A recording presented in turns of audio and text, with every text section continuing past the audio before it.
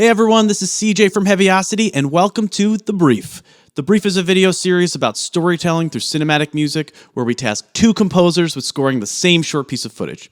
All right, let's get right into it. I'm here with two just incredibly talented composers. We'll start with one of our own. He's a composer, sound designer, one of our co-founders here at Heavyocity. He also riffed his way through the first episode of The Brief. Neil Goldberg. Neil, welcome back to The Brief. Hey, it's great to be here. I'm really excited about this one. Well, we're excited to have you back, and let's start off by doing our necessary caffeine check-in. How much coffee are we talking for you this time around? Well, after the blackouts, I was told I should cut back to 7-8 shots a day and then call quits. So, all right, we'll keep the blackouts to a minimum during the show. We also want to welcome in our guest composer for this episode. He's composed for a number of films, as well as just a real litany of projects in the DC animated universe. We're talking Batman the Animated Series, Batman Beyond, more recently, Young Justice. Kristopher Carter. Kristopher, welcome to The Brief. Hey, CJ. Thanks for having me. And hey, Neil. It's great to have you here, and I wanted to ask, because you've had this really rare and super cool experience through these incredible DC animated projects to compose music for some of these characters like Batman for a really long run. What's that experience like to score some of these characters for 20 plus years over various projects? Daunting. Batman. Who's not heard of Batman? Yeah. And I think what is kind of crazy about all these projects is that they have done so many different versions of it. And along with my two partners, Michael McQuistion and Lolita Ritmanis, I think we've composed music for something like 7 or 8 different iterations of it. And I think that every filmmaker wants to tell a story, and so they're going to bring their own take on Batman and all these iconic superheroes. And as composers, our job is to try and, honor the musical heritage that we've had, and that all these different amazing composers have written for these superheroes, and focus on the story that this particular filmmaker wants to tell about it. Awesome. And then we also want to use this show as a way to showcase what's going on with composers that we really admire, like yourself. So we'd love to hear a little bit more about some of the projects you're working on now. Well, my partners and I are actually scoring the 4th season of Young Justice. It's going to be on HBO Max. We don't have a release date yet, but the season is, taking everything, all the energy they did in season 3 and topping it. I also have an EDM project called the KR Protocol. I recently released a club remix of Hans Zimmer's Wonder Woman theme, which was kind of fun. Cool. And now that hopefully clubs are opening up again, I'm hoping to get out on the road and spin some music in front of a crowd again. I've been doing some monthly live streams of I do a techno night and then a kind of house dance party night twice a month with the KR Protocol. I also have been working on a solo album that is a collection of seasons for piano and orchestra that was all kind of inspired by the pandemic. So I released Autumn, and I'm still working on Winter, which now that it's coming into summer is a little, we'll say it's stewing a little bit more. Yeah. But ultimately it's going to be about a 15-minute four section, not really movement, piece for piano and orchestra that I'm hoping to get out there and get some performances to kind of celebrate what I think we've all been marking time through this pandemic, which has been just incredibly transformational, I think, for all of us. Transformational is a good word to describe it, absolutely. And you all out there can stay up on all that Kristopher is working on via his website, Kristopher Carter, it's Kristopher with a K, or on his Instagram account, and we'll have links in the description below for all of these. All right, let's get right into the brief.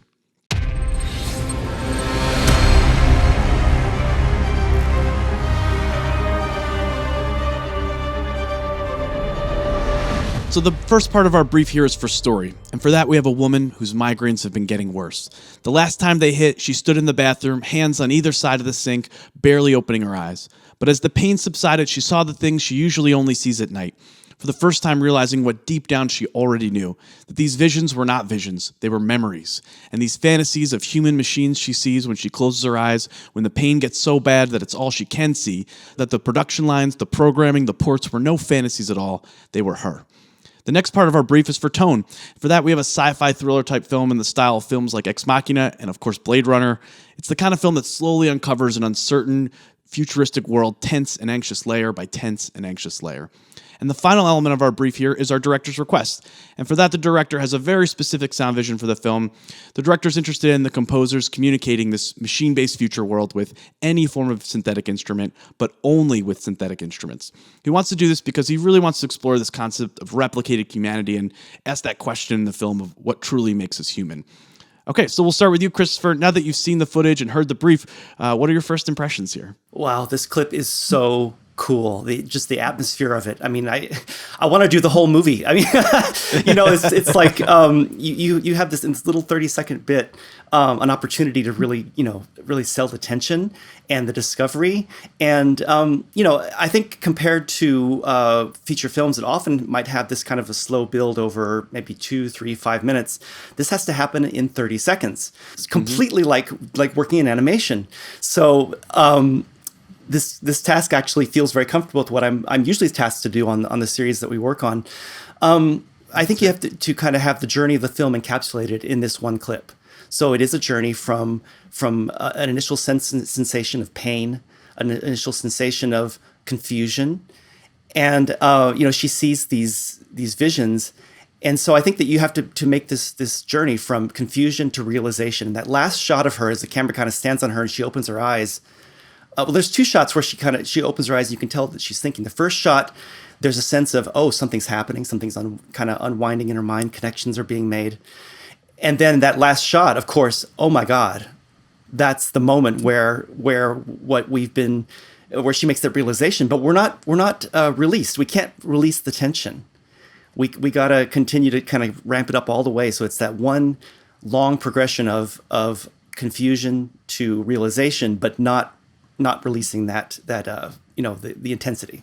Like I said, I wish we could do the rest of it because I love the opportunity to kind of get set up on this journey and hopefully leave the viewer wanting more. Awesome. Well, I can't wait to hear it. We already want to hear more about the cue that you're going to write. I also wanted to ask about the restrictions that the director has placed on you here, keeping the orchestration to synthetic instruments only. Do you find that kind of thing challenging or exciting, maybe a little bit of both? Yeah, it's actually a relief because, there's just so many possibilities of ways to write music, to play a scene. And the film itself has constraints. And the scene is going to tell you how long the music has to be, the pace at which you have to honor this build in the dramatic tension and the storytelling. And, the directors want also kind of furthers the collaboration. So it actually feels like, oh my gosh, I don't have to make quite so many choices. I can just actually use this framework that's been laid out by the film and what the directors wants and pour something into that foundation that they've laid. Awesome. Well, that's very exciting. All right, we'll go to you now, Neil. You've seen the scene. You've got the brief. What are your first impressions here? What Kristopher said. There's a lot of thoughts that are similar to what Kristopher was just talking about. Like, it's very short, right? And you've got to go from A to Z, this sort of ambiguity in the beginning. You see it's this futuristic, city, and then just things start to unravel. And there's a really short amount of time to set the stage and then start to give these glimpses of the awakening, of this character to her reality and kind of come up to this capitulation. And I also agree with Kristopher's, kind of synopsis on it, where you get up there at the end and it's not the end of the story. There's more to this. Obviously, we're just doing in the brief this 30 seconds, but there's a lot going on. And I think I'm excited to do it. The film looks amazing. It's a really kind of cool futuristic vibe to it. Awesome. And as for the futuristic vibe, do you kind of have a sound approach or a compositional approach for scoring something that's got this kind of future aesthetic? The thought of it just being basically synthetic synth stuff, analog synths, is in some ways it's a good thing because you don't have to go, similar to what Kristopher was saying, out into this world of, do I want to use orchestra? What parts of the orchestra? What about percussion? Like, it's like, no, synth, and there's so many flavors within, synth, and just the thoughts of a lot of the films that we've seen over the last decade or so are subbing sort of analog synthesizer sounds for orchestra and using it sort of like an orchestra as an alternative voice, So I think those are the thoughts running through my head of, just playing with different synth sounds, and maybe some of them can sound like an organic instrument and sort of morph into more of a synthetic instrument. Cool. Very cool. So, Very cool. Well, I can't wait to hear it. And for both you guys, we're super excited to hear what you come up with. To recap our brief for story, we have a human who suddenly realized she's not really a human at all. For tone, we have a sci-fi thriller dripping with tension and uncertainty. And our director's request is to use only synthetic instruments. All right, Kristopher, Neil, you've seen the scene. You've got the brief. The next time we see you guys, you'll be telling us about your cue. Let's get right to the work. Awesome.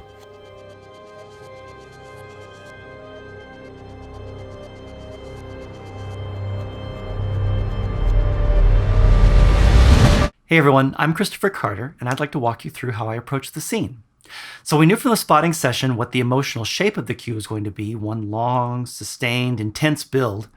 And we knew what the director wanted as far as the sound of the score, which is electronic. So the last thing that we have to figure out are the notes. And as I was watching the scene over and over again, I noticed something, and it goes by really fast, but I noticed something that ended up inspiring the melody and the harmony. So as you watch it, see if you can figure out what it is. Let's check it out.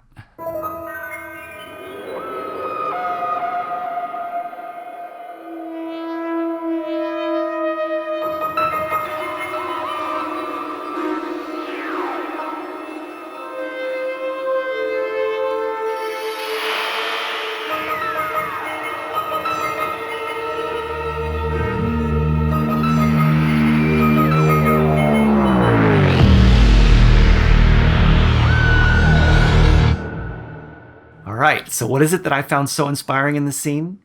In the second shot of the robot assembly line, I saw some words behind the robot. And I had to do a little bit of research because I don't speak Japanese, but the characters are, and if you'll forgive my probably terrible pronunciation, esse, E-S-E. And in the German musical system, E-S is E flat, and E is E. And I thought, well, that's a really interesting sonority, this minor ninth, E flat, E natural.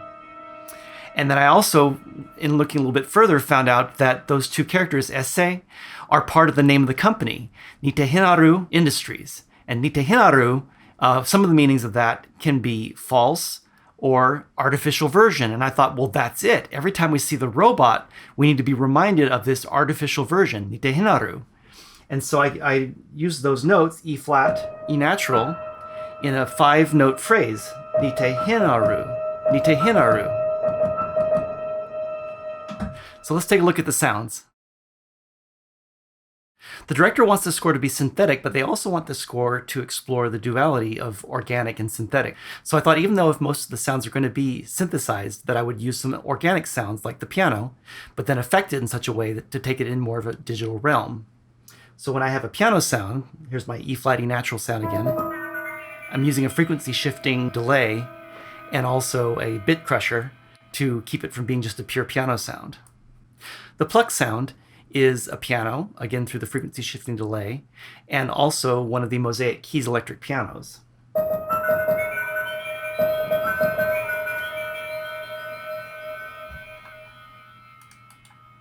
wanted to create something kind of emotional for the woman. She's obviously confused. She's kind of in her head thinking about these visions. I thought it might be kind of fun to throw in some vintage colors, so I used an Oberheim synth playing kind of a Blade Runner-esque.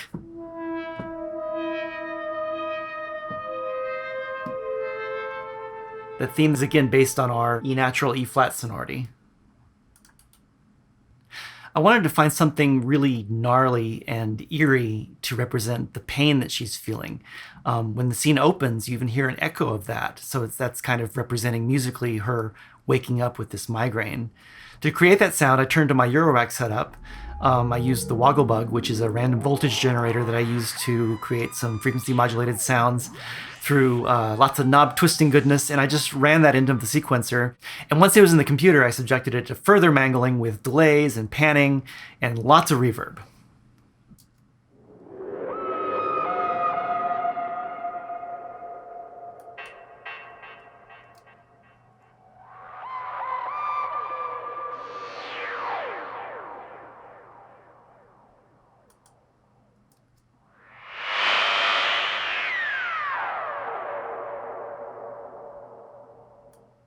As the cue progresses, the woman is getting more and more unsettled, so I bring in the bass instruments to underscore this sense of impending doom.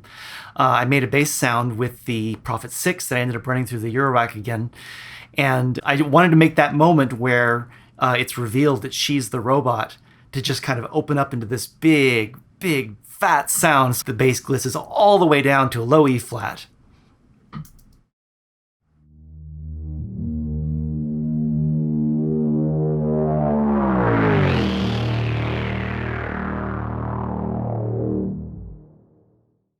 Also, to accent the big reveal, I added a processed piano sound from Ascend to crescendo us into the black.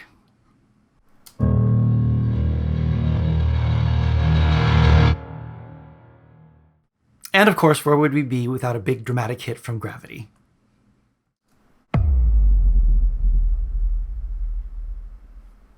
You may not be able to hear this unless you're using headphones or good speakers, but to help the build into the black and fill out the low end, I took another Gravity hit, converted to audio, and reversed it so you have this big fade up, whoosh, to the end.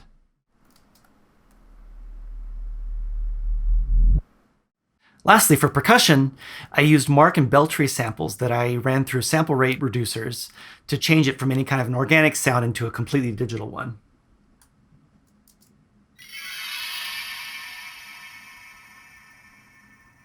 Lastly, to help the build, I used a tam-tam roll, but I didn't want it to be purely organic, so I ran it through a chorus and a filter to help take the sound again into more of a digital place.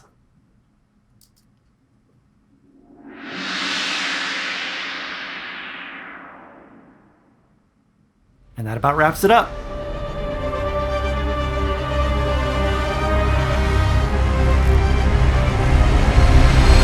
Hey everyone, I wanted to go through what I did on this week's episode of The Brief, so why don't we just get right into it.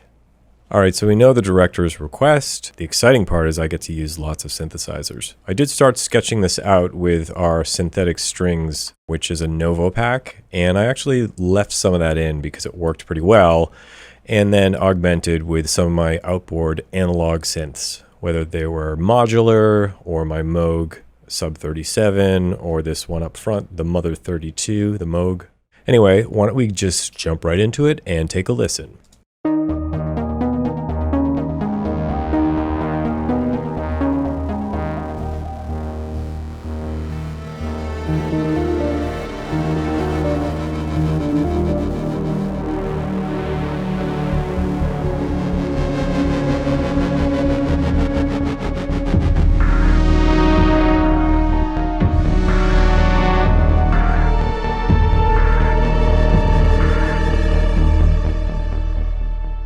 All right, let's take a look at the intro.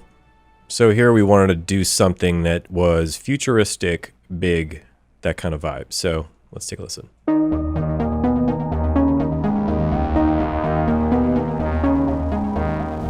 So I first started off with this synth line.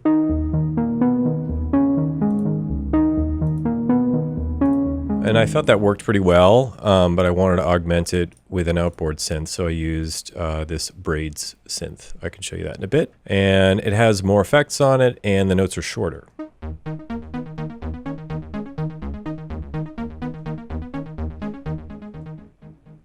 So with the first part, they gel pretty well together.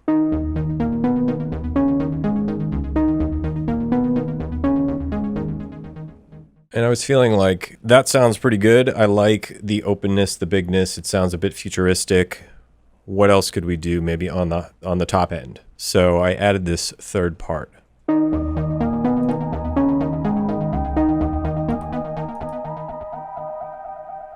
Which is very wet, but it seemed to work pretty nicely. This is just a little synth swell, and then there's some rhythm going on with the Sub 37 Moog behind me, just kind of thumping away. And then this, again, the braids, I used it a lot, but I would change the sound of it each time and play with the filters, and this is sort of a growly, aggressive thing. All right, so that is the intro section. Why don't we scooch forward into where we first see our character, and she's starting to have these thoughts or images in her head. Maybe they're flashbacks. They're coming to the forefront of her mind, and the job here was to score that. It's a moment of maybe confusion, anxiety. So let's listen, and then we'll see what the parts are doing.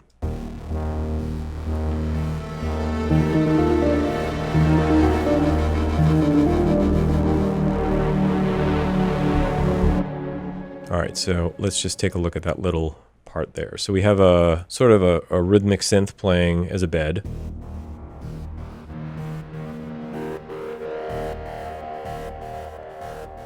And it's certainly synthetic and has a rhythmic component to it, and it just kind of drives it along. We have this pad that comes in a couple bars into it, sort of just accentuating the robot lifting and that sort of thing swiveling. The big pivotal moment in this is sort of this synthesizer chord that is bent down. It's almost like, you're feeling in your gut like, oh no, what is going on? This is really worrying me. So let's hear that.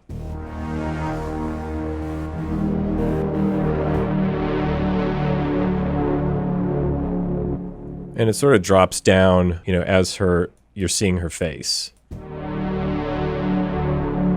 And that's sort of the realization that, like, maybe these thoughts aren't just dreams, they're my reality. Other things that are going on here, this little braids synth. Again, I use that a lot, but just kept changing up its voice and character. And that has sort of a tremolo effect that's making it move. It seems to make you feel uneasy, so that's why I chose that. Let's hear all of those together.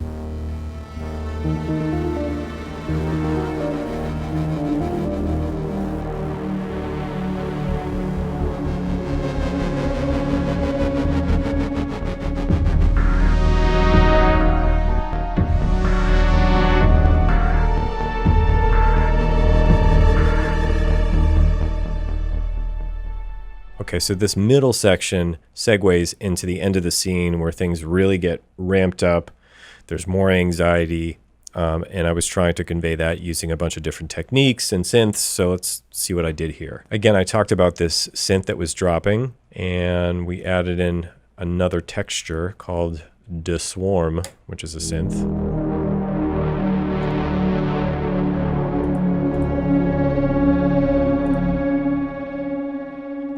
So that sort of makes you feel uneasy. And then again, the braids synth doing yet another little trick.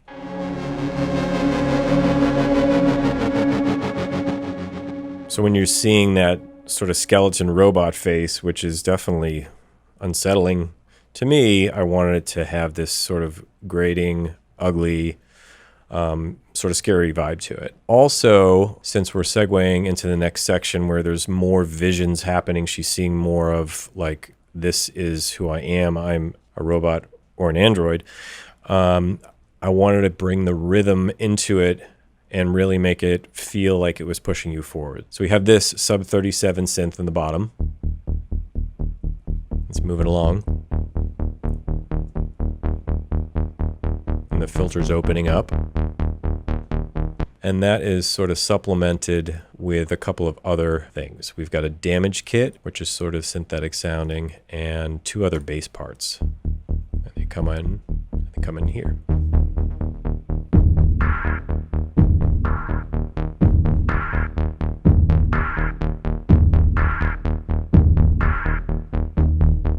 And the drums, to me, it made it feel more robotic,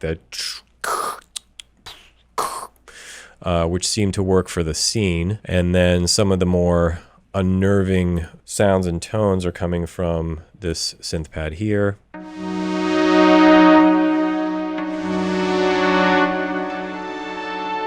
For that final reveal and the shot of her face where she's sort of looking off in, I guess, disbelief. I mean, she's an android, so if you're an android, finding out that you're an android, how much emotion will you really have? I don't know. I'm just kidding. This De Swarm synth comes in as well with a sub 37 synth part back here. Let's hear those things together and see how dissonant this gets.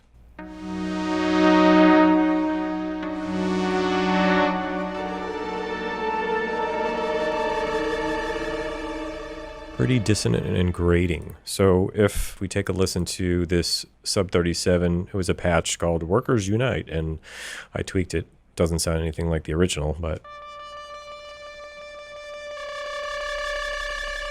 So you start with one note, and then it goes down a half step, and those two are very dissonant. It seemed to feel grating and concerning. Also, as I was writing this, on the low end, I added the drums to sort of push it along. I wanted this like real low end energy. So I used, again, the Sub 37 different patch with a really sort of big, round synth sound.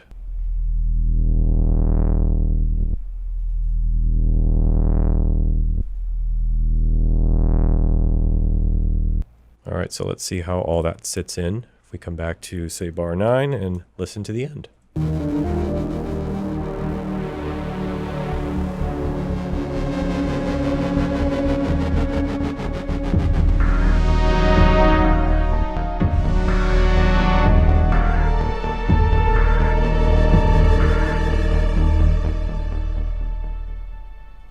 All right, so that's my take on this episode of The Brief, and I hope you guys enjoyed it. Thanks.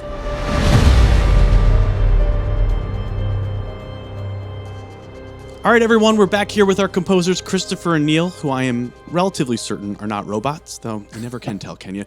But we're going to get right into showing you guys each other's scenes, because we've seen the work you guys have done, but you guys haven't seen each other's scenes yet, so let's get right into it. We're going to start with you, Neil. Are you ready to take a look at Kristopher's cue for the first time? I am excited. I really want to see this. Awesome. All right, let's roll it. Wow, cool intro.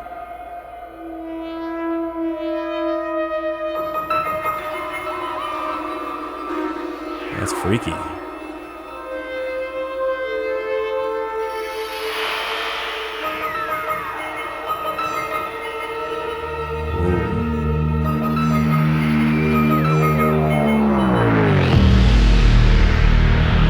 Man, awesome drop there. I love it. Great job. Wow. Okay, so Neil, I want to hear your first impressions here because I think Kristopher did something pretty different from what you did from the storytelling, from really everything here. So I'd love to hear your first impressions. I loved it. I mean, it was very creepy, and like the tones that you chose first, starting off like the open scene, it was very, it was just unsettling, and the lo-fi sound that sort of segues into the analog synth with like it sort of harkens towards like the original Blade Runner vibe, the piano motifs, it really conjured up this feeling of like realization and fear for the character, and like I was getting chills. I was like, oh wow. And that end dive just really lands such an emotional impact. I thought it was really super well done. Just great. Yeah, no, it's so true. Very unsettling in a very cool way. Yeah. All right. Okay. Well, Kristopher, it's your turn. We're going to get you set up, and we'll play Neil's cue for you. You all set? Can't wait. Oh yeah, right away we're in this kind of synth world. It's awesome.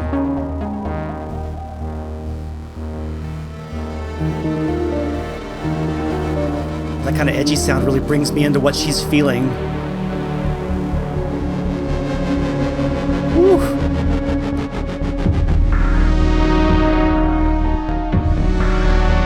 Low end there. Wow. Way to go, man. So great. All right, Kristopher, now you've heard Neil's cue. Let's talk first impressions. What stood out to you after hearing it now for the first time? Oh, man. I thought that the two takes really are very different in the sound, even though the storytelling approach, it's all there. I mean, music is going to cause emotions in the listener. And that's what we as film composers are really tasked to do. Mm-hmm. And I love the flexibility with which we can take these kind of broad constraints. We were talking about constraints last time. Yeah. And how to shape the music that ends up telling the story. And even though sound-wise we're really different, I love the way that Neil really embraced the analog color. Things like the way that there's this descending sound in both of our cues to kind of have the bottom emotionally drop out of this woman who's just had this earth-shaking realization. I was really into the way that he did it. Of course, I knew that the sounds were going to be amazing. All the synth stuff is punchy and fat, and I that part wasn't a surprise at all, Neil. I knew you were going to nail it. So Thanks. really great job. Thank you. Awesome. Thank you. Yeah, well, Christopher mentioned that kind of dropping feeling, and I wanted to ask you about that, Neil, because I thought that really the crux, or the centerpiece, from my perspective at least, for your cue was that realization moment, how you scored it with that synth bend, that really kind of gnarly synth bend. And you talked about it in your walkthrough, representing that kind of feeling in your gut. And it was just so effective. So can you talk a little bit about how you got to that from like a storytelling perspective, to use the synth in that way, to give that realization that the character is going through? Yeah, I mean, I was trying to find the right way to set up this realization the character has, where it's this like, oh my gosh moment, like my reality is not what I thought it was, and there's this drop, this feeling of fear, and like this profound shift in, I guess, the way you view who you are. You know, even though I'm an android, like, so just trying to find the right, like, unsettling drop, and also having fun with that. We could use analog synth, and it seemed to really work well, just that bend down into the next, and then, sort of into the face of the robot that looks like a skeleton. So that's sort of what I was thinking, Well, I love too how it kind of carried over maybe a little longer than you would have expected. Was that intentional as well, where that bend kind of like, it felt like it kind of extended further, where you really, like, you were a part of this emotional moment with the character? Yeah, like I played with it being shorter, but it just sort of set, the next shot is this skeleton-ish face of the robot, and I just sort of kept going with it and layered another sound over it, just to sort of give you that, like, that dark moment. She's feeling it, and then you're seeing it, and I was trying to accomplish that feel, or that vibe to it.